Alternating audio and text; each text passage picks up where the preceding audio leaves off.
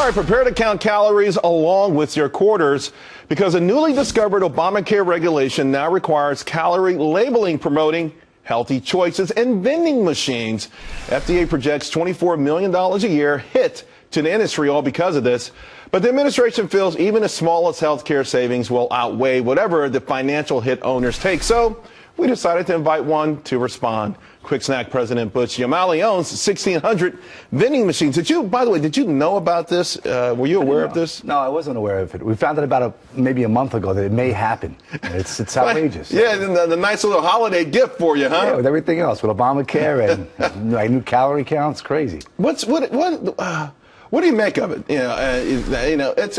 It's kind of sort of disingenuous to say someone who goes to a vending machine and sees potato chips and soda may not know that they're more fattening than maybe carrots and celery. Yeah, but Charles, it's a vending machine's there for convenience. It keeps people in the building. You're here in Fox Studios. Maybe they have a vending machine in the back. You want to? Oh, you can look at me and tell they got a couple. No, I'm looking at myself. But anyway, the state had something about 2 years ago. They put into effect. It's called Choose Sensibly, where they regulated what you could put in machines in schools. So they didn't want the kids to have all these chocolate bars and sugary drinks, and it seemed to have worked out.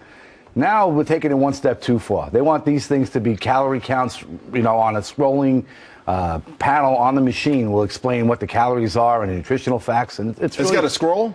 It's got to be there. It's got to explain. Sort of like the zipper in Times Square kind of thing. Exactly. No. So now, if selection A1 has potato chips in it, and the guy that's filling the machine decides to put cheese doodles in it the next time, all that information is skewed because he didn't or he has to reset it and spend more time. And I guess you would have to fix it, or the distributor, No, it'd be us. We'd have to first outfit every machine to. So you're going to have to retrofit everything. Everything, and that's a small fortune in itself. It could cost me about $1 million to do that in my own company. Do you pass it on? Will you knock everything up a nickel to try to pay for it? I mean, how do you compensate for this? Would you take the hit, or would somehow you pass it on to the consumer? Well, we have to pass it on. There's no way that we can afford that and ObamaCare and all these other new regulations. And you keep employees, and it's a squeeze. It's a squeeze. You've got to make a decision ultimately, so we ultimately pay for it.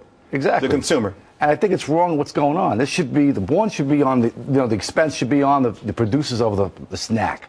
Some of the biggest companies in the world.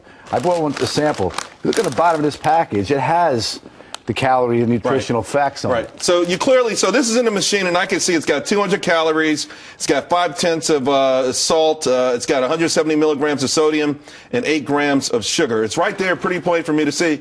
So, and for the audience, maybe you could take a look at this as well. It's pretty simple to see this thing here. Right there at the bottom is your count.